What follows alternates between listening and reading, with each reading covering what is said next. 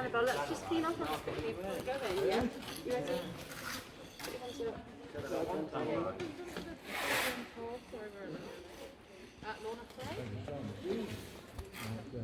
Annabelle, look, can you see on the picture here? Can you see that they do concerts down here? Should we come to a concert?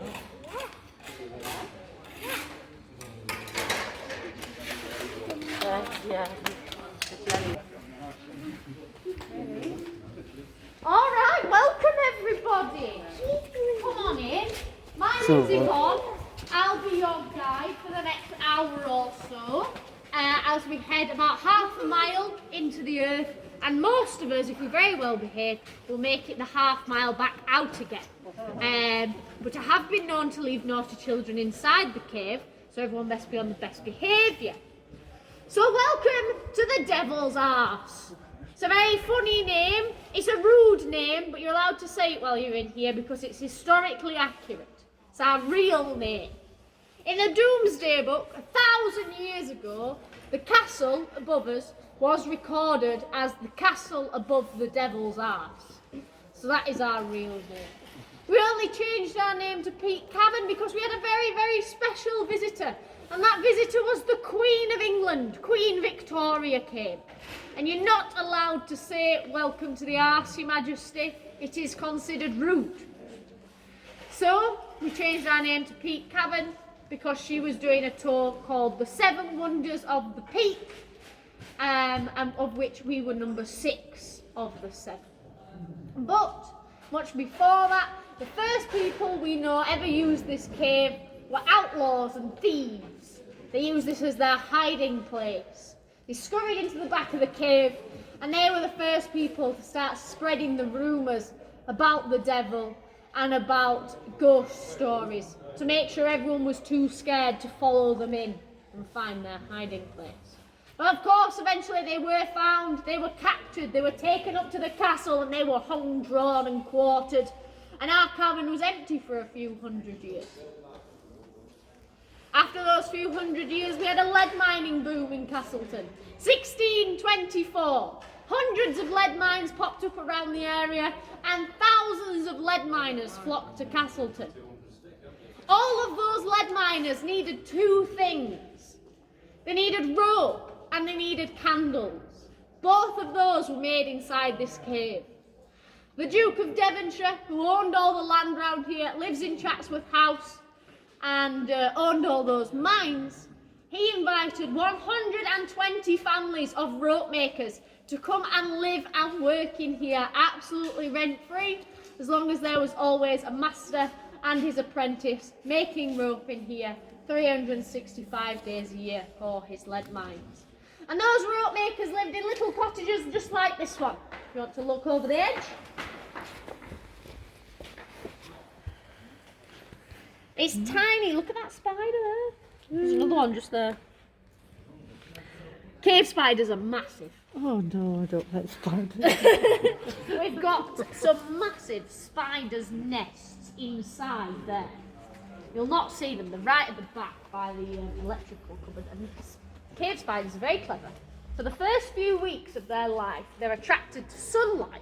So the babies go out and find new caves to populate in the first few weeks after they hatch. And then after that, they don't like the light anymore, they like the dark, so they go back into a different cave, hopefully. So, about 8 to 10 people would live inside a room just like this. Just one room in their house. They weren't very poor. They were very poor, they weren't very big. And they all huddled together for warmth at night time in their tiny little house like this. The master rope maker lived in the big house over there, and he had 2 rooms because he was very, very posh. And this is where they lived. They were born in these rooms, they worked here, they died here. They only left the cave for 2 hours on a Sunday morning to go to church. The rest of the time they stayed in here, always. So, because of the rope maker's art tour today is going to start with a short rope making demonstration. Come this way.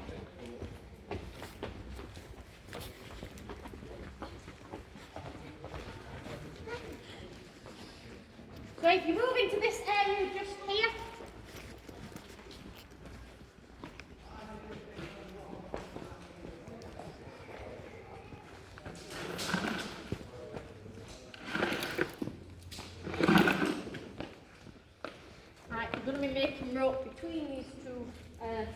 cheese.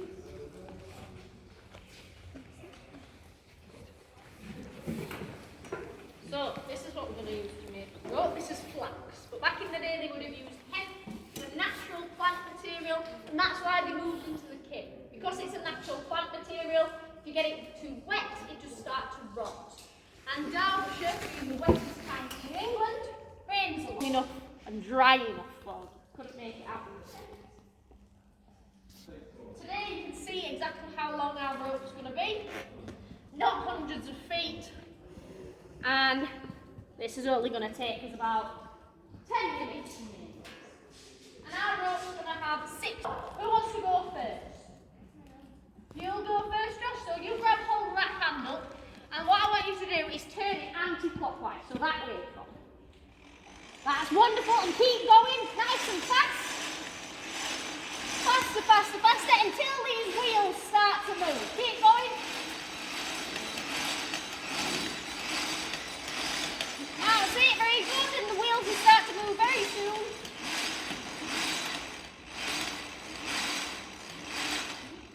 That's great, and stop, but don't let go. Don't let go! Otherwise it might come unravelled and you're going to have to do it all again.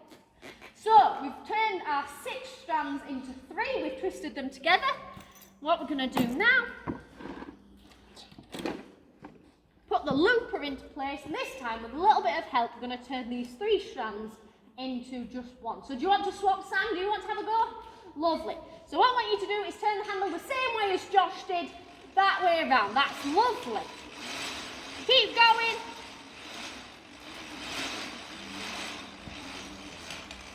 Keep going nice and fast. That's it. Well, keep going. Faster, faster, faster, faster, faster. Lovely, and you can stop just there and you can let go of it. So, we've got a rope, some fossils, and some caves, and it's going to get all dark. Crystals. No, sadly no crystals. Oh, sorry. Yeah. They're in that cave out there. Yeah. Alpha.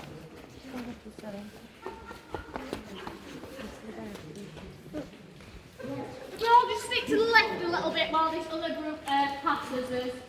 Thank you very much.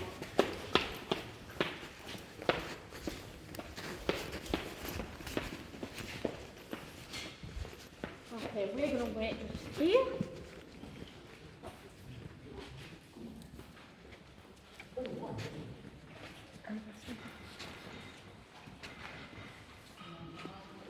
Okay, so from another thing, you can see the different formations.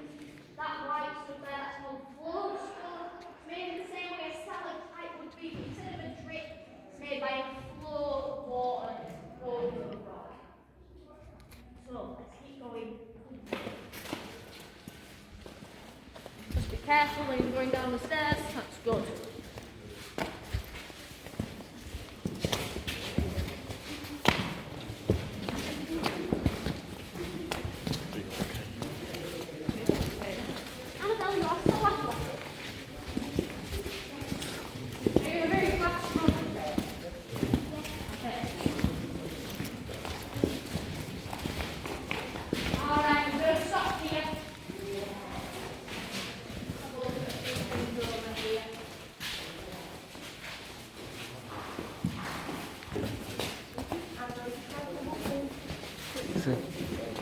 Watch out.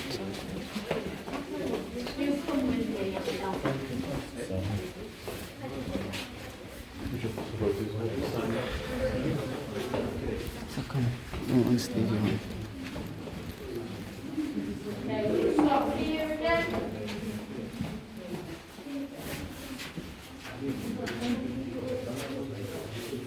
Hold this for me. I want you to throw it. Right. So this is a puddle, but you can't see the water because it's so clear. So my assistant Annabelle's going to throw a rock into it to make it ripple.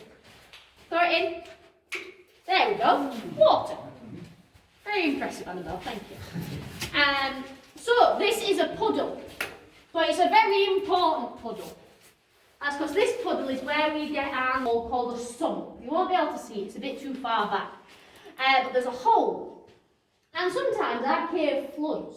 There's about 18 underground rivers underneath us. And sometimes they get overwhelmed and the cave floods. It floods all the way to the top, so you wouldn't be able to stand here, you'd be walking. You'd have to walk through it as if you're trying to tie your shoes. It only lasts for about 20 paces, and in the middle there's somewhere you're going to be able to stand completely upright. We're not going to stop in the middle just because we are a big group and, you know, coronavirus and all that. But in the middle there's another puddle. And that other puddle has a hole in it. It's got a grate across now, so nobody can go through. But where that grate is, that's where the...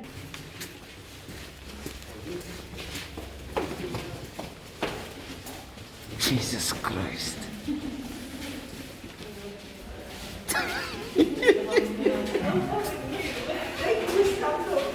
can stand up there. You can stand up in there, we're going to go straight through this way. This is Victoria's walk here. And this is the puddle, and that's where the boats went.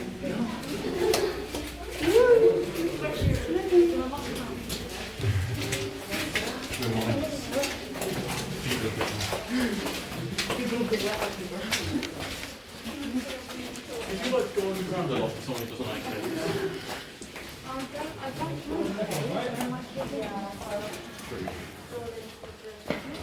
this is cool.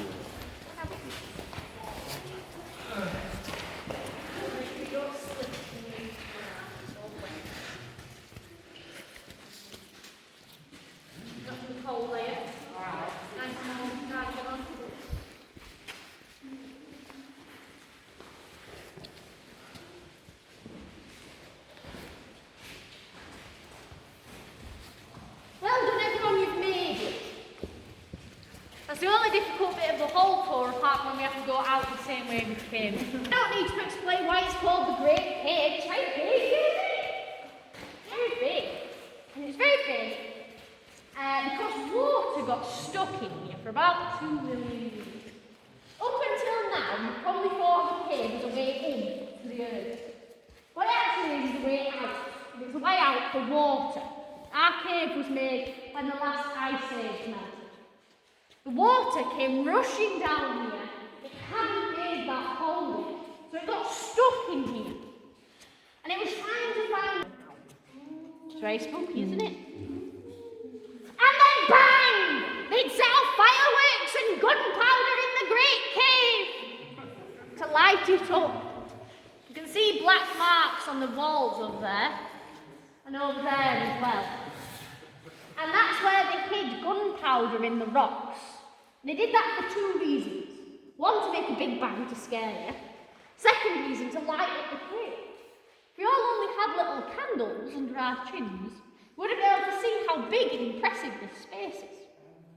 So they did it to light it up. Lit it up for about 7 seconds, but that was enough just to appreciate it. Another thing I want to show you just while the light's off is this silvery stuff up here. Can you see it?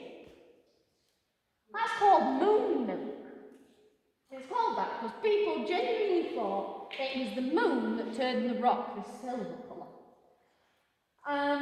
Or they believed that there were souls of dead people trapped in the rock.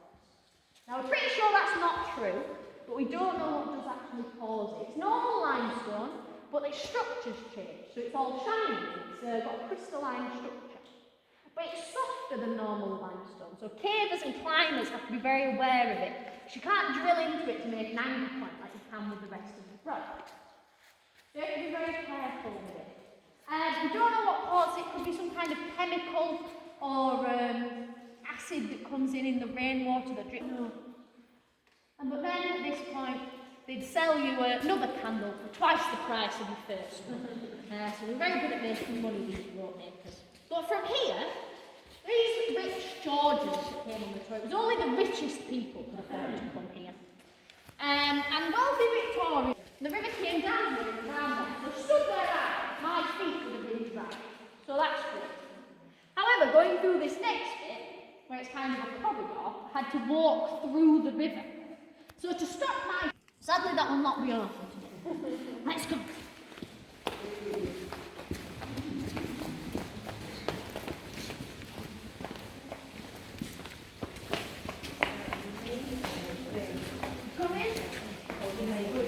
So, well,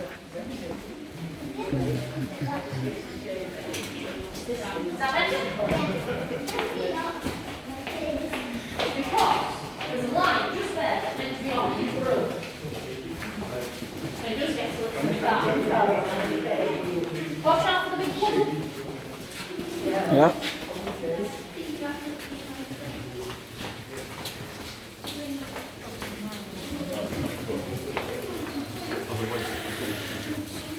And go to big section.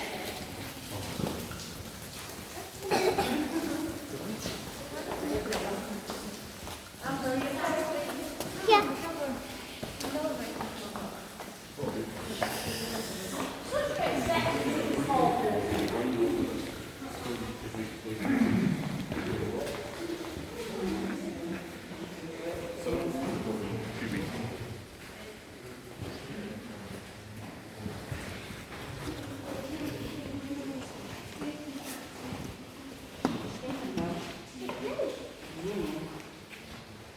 So, first thing I want to point your attention to in this area is up there. So that's called the Orchestral Gallery. And that's because when Queen Victoria came, she stood here, and some men and women from the village went up there and they sang some songs for her. They did a little choir performance. But the tradition of singing goes back a few hundred years before that with the original rope makers' hall. The rope makers' children went up there, went to a secret tunnel in the Great Gate to surprise or visit. And as I said before, these Georgians genuinely believed that the further you got into the earth, the closer you got to hell and to the devil. So they were very scared of meeting the devil down here. So they said, the rope makers said, that the children singing up there were angels, singing for our souls, while they were singing, the devil was there to them. There were some problems with this though. The rope makers' children were not very good singers. And because the rope makers had been separated from society for a few hundred years by that point, they had their own dialect, their own language, and they had very strong accents. So it sounded much more like they were screaming in some kind of demonic language. So the rope makers changed their story and said that they were in fact the devil's children, screaming for the devil to come and get all these sinners that walked into their house. And the only way to shut them up was by throwing money at them. So they hid sacks in the rocks underneath to collect all of the pennies that were thrown at their children. But this area itself is called the Devil's Dining Room. And that's because when the beggars and thieves and outlaws used to use this space, this is where they lived. And Cock Laurel, king of the thieves, used to use this space as a banquet hall. He held a big banquet every year, lasted about 3 days, and they drank lots of monkey beer, lots of wine, and ate lots of food. And it said that every year he invited the devil up to his banquet. And one year the devil did come to the banquet and gave Cock Laurel eternal life. And that's how it got its name. But some other outlaws that you might know that used this space was Robin Hood. Robin Hood would have been here as well. So we know for definite that some other outlaws from Sherwood Forest used this space. It's very likely he did too. And Sherwood Forest back then was part of the Royal Forest of the Peak. This great big vast forest went all the way up to Leeds, went out to Sheffield, Yorkshire, all the way down to Nottinghamshire. It was a huge, huge forest. And that's why the castle is here in Castleton. Because it was used as a kind of royal hunting lodge in the middle of that forest. So there was lots of deer, lots of bears, wolves even. 1,000 years ago, wolves and bears lived in this country. And we used that as a hunting lodge. And it's said that the last ever meeting between Robin Hood and Little John was in Castleton. And then Little John lived about 2 villages away in Hathersage. And that's where he spent the last years of his life. And that's where he lived. Robin Hood went to live his final years in Wakefield, of all places. Not sure why anyone would decide to live in Wakefield by house. But never mind, that's just my opinion. So now we're going to go round the corner, we're going to go see the Devil's Staircase. And at the bottom there, that's where the devil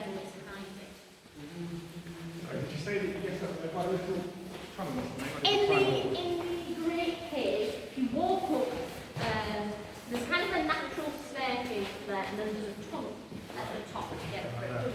As we round this corner, try to keep on the right, the rocks on the left do get quite slippery. And I speak from experience. So be careful up there. Rocks get a little bit slippery. Annabelle. So the rocks up there get a bit slippery and we don't want any to fall. So we can all gather round the fence and have a look down the staircase. And there we go. So, as you may have guessed by the fence, this is where our tour ends. To be able to go down there, you need a caving instructor, not a tour guide. But for our Georgian tourists and our Victorian tourists, no such health and safety rules existed. And you can see these little wooden stumps here. They had a staircase that went down there, and their tour went on for about another 8 hours. They walked along the river that you can hear flowing down there. It's a good job we can hear that. If you can't hear it, it means the water's coming towards you and we're flooding. But we're all right for now because we can hear it. And they walked down there along the river and climbed up a very old tree trunk and came out of a hole behind the castle in Cavedale, then walked down the hill into the Nag's Head for lunch. And that's how they went about their tours. Nowadays, the cavers go down there almost every day. And the cavers are still finding new tunnels and passageways all the time. The cave system stretches for about 18 miles. It's a very big system. It can take days, you can get lost down there. And they're still finding new parts of the system. So our cave system is still growing. That number is still getting bigger. But the slide, I'm sure you all want to know about the slide. The slide is a TV prop. It was left there by the BBC when they were filming The Chronicles of Narnia, The Silver Chair, their TV series. Now in The Silver Chair, the wardrobe doesn't feature. So to get into Narnia, the children and Tom Baker, the old Doctor Who, slid down this slide, looked like they were sliding down a rock face into Narnia. And they hit the slide with the TV rock, so you couldn't see it on camera. And we asked them to leave it there because now it's very useful for the cavers. The most recent big caving discovery was Titan, New Year's Day 1999, which is before I was born, just to make all the adults feel really old. They found Titan, and Titan was the largest cave shaft in the world. Cave shaft being a very thin, tall opening in a cave system. To tell you how tall it is, you could fit the Eiffel Tower in it. Absolutely huge. They found a bigger one in Mexico though now, but don't talk about it, we're very upset about it still, we've not got over it yet. But at the time it was the biggest one in the world. And they're hoping to find another one. Right now we've got to the end of the passageway in the caves and there's a big boulder in the way. And they're hoping if they can move the boulder or go around it, that they'll find another Titan. And they're so confident that they're going to find the second Titan that they've taken 100 scaffolding poles down there so they can climb up it when they find it. Down there they also have bunk beds and food and oxygen. They can spend up to a week down there. It takes a very long time. I can show you the map of the entire system on the way out next to the kiosk. But they can spend ages and ages down there. Sometimes on purpose, sometimes they get flooded in. You never know. But that's what's going on down there. Do we have any other questions about the cave system? No? If anyone does, I haven't been down there yet. I just spent a week in self-isolation because I got track and trace. I was meant to be going down on Monday. But today is my first day back, so that didn't happen. So hopefully I'll go down in a few weeks. But it's very exciting down there, very exciting. But Charlotte is one of the other guys who is working today. She'll be at the kiosk on the way out if you have any further questions. She's an avid caver. But also in this space we have this wall of cave graffiti. Cave graffiti. You can see some of it up here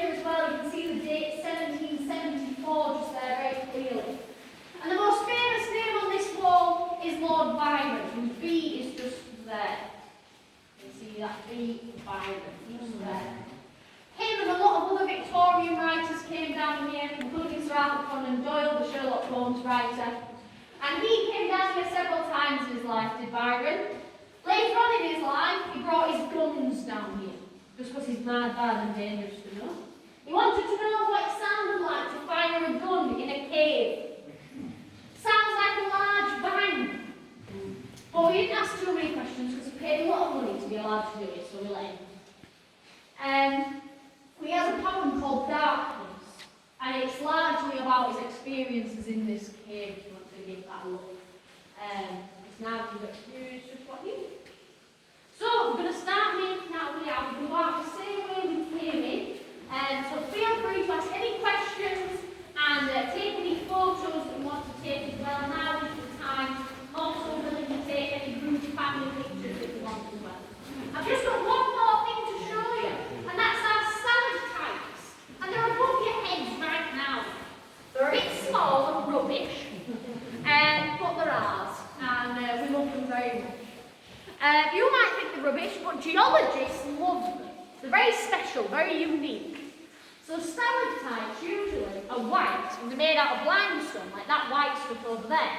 And you can see some circle holes just above the white stuff. That's where stalactites used to be, but the Georgians nicked because he wanted some souvenirs. So we haven't got any limestone stalactites anymore. We have these small brown ones. If you look especially at this wall, you can see that the wall and the roof look quite different. The wall is limestone, the roof is volcanic. That means it's solidified lava and the metal content in it is much higher. That means that our stalactites are essentially little iron nails hanging from the ceiling. And they grow much slower. They grow at a rate of about 1 inch every 10,000 years. So they're a bit smaller than the way, so the drawing is in them and less than them. And as I said, geologists love them. The land does not help me impress at all with them, or make them look any better at all. But they're quite cute to me. So as I said, making way out the same way we came in. So make sure you ask any final questions you have and take any photos you want to take as well.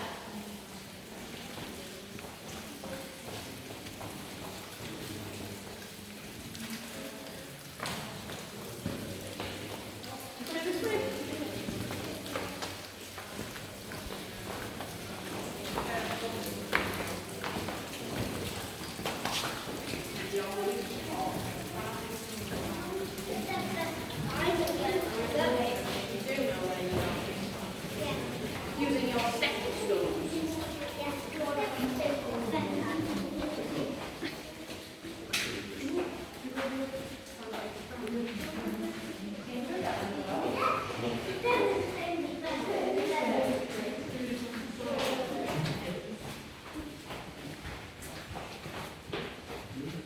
What else have you been doing in Castleton today, Annabelle?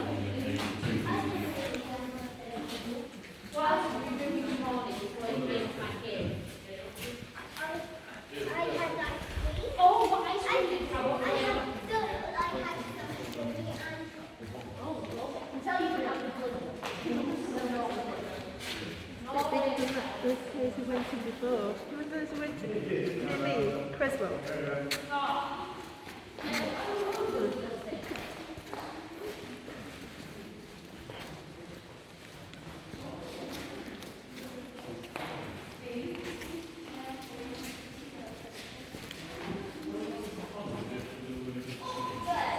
So you've got this kind of staircase here, exactly around that corner, that's where you come out of your So because it's so dark, you don't have to talk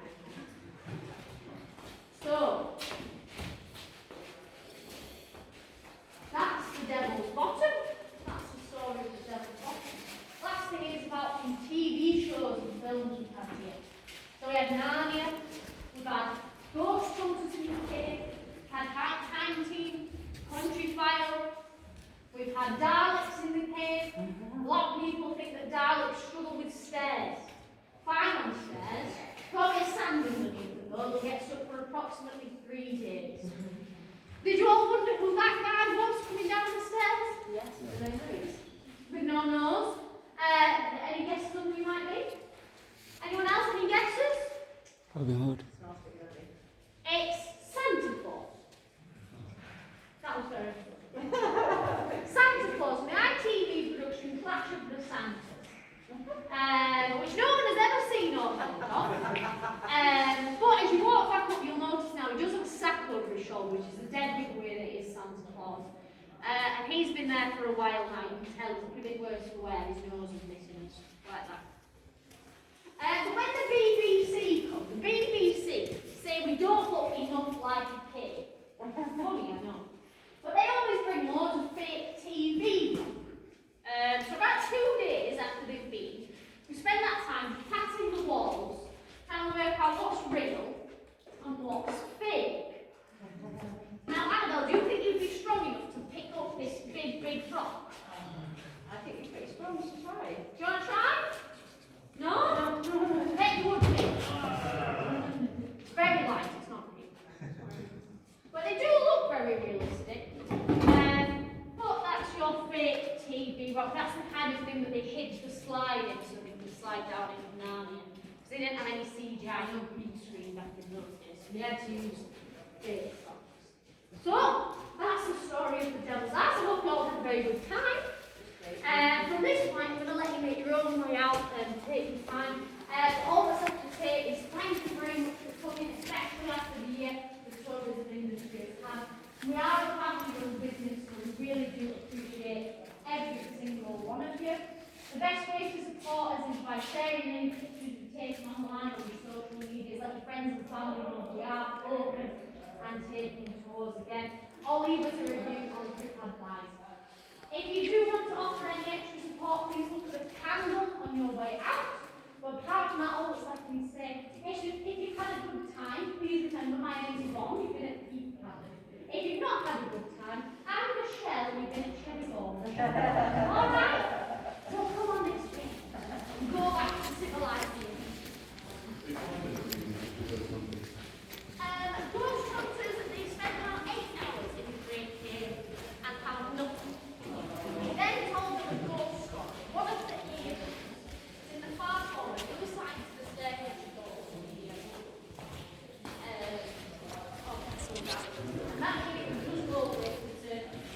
And in there, underneath, there was a castle. And that is legend around the dungeons of Castle. And they used to throw prisoners down. But we know that's not true. At the times you did, they looked for any kind of human remains in a bottle that was fallen. Didn't find something until now. Right. So I'm pretty convinced that's not true. But we told time to do it those stories that stone. And after 8 hours of finding nothing, and 5 ghosts. Oh, of course, yeah. So see what you will. I love ghost hunters. There was something like this watching series and they haven't found a ghost yet.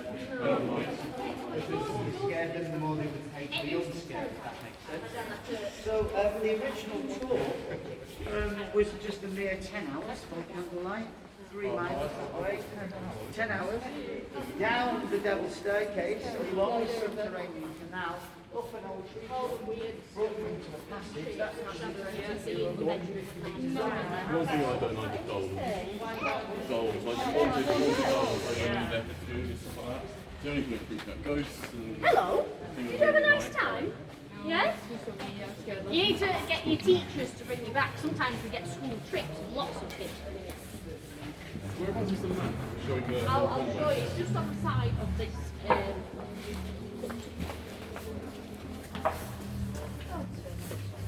So, here. And this, it says it's only 10 miles. This is about 10 years out of date. So this is us. This is where we are, right at the front here. This is where the old tour used to come out, the whole kind of above us up there. And that's the Devil's Staircase. So you can see all the different lumbago walks, the Great Cave. That's how far we've gone in. That's the rest of it. That's Speedwell Tavern, which is just up the road. That's just a old lead mine. You can see it's unnaturally straight, so that's man-made, but it does join up at the end with the rest of the system. So you can get from one to the other. It takes several hours, but you can do it. And then Titan is down here. That's what that is there. And where I'm going to go is Moss Chamber. Moss Chamber's just there. And to get through that and back again is going to take me 4 to 5 hours. To give you an idea, and it's a lot of tiny crawls and stuff, and it's What you hate. you come out head to toe in mud and wet and stuff like that. I have to take a packed lunch down there and stuff like that, eat your dinner in the dark and all that nonsense. But it's really beautiful. Moss Chamber, if you want to Google it, the wall in Moss Chamber looks like a waterfall was frozen mid-flow because it's got huge, white, beautiful stalactites on it. And so Charlotte is a caver, one of the other guides, and then another guide, Elise, is a caver, and that's where they're taking me. As I said, we were supposed to go to the spot, but I didn't manage it. But that's where I'll be going. Lovely. Well, good luck with that. Thanks. Hopefully I come back out. It's called Moss Chamber because a man called Neil Moss is down there. Wow. Still. He didn't make it. No, he was a student at Oxford University and he went down there at the age of 21 and never came back out again. On his own. No, with friends, but he went into kind of a small crevice hoping it was going to be a tunnel and get through out at the other side and it didn't. And he couldn't get back out again. And he asphyxiated because he was breathing in his own carbon dioxide he was breathing out. So there isn't enough movement there down there. Yeah, and there was a big rescue mission to try and get him out. It took him, but he's still down there. We never managed to get him out, so we decided to concrete. So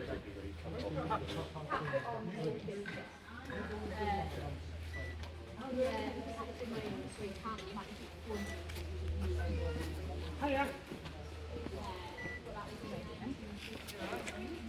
Might take quick turns, but we always have the same temperature. We're all the same temperature. We're the same temperature.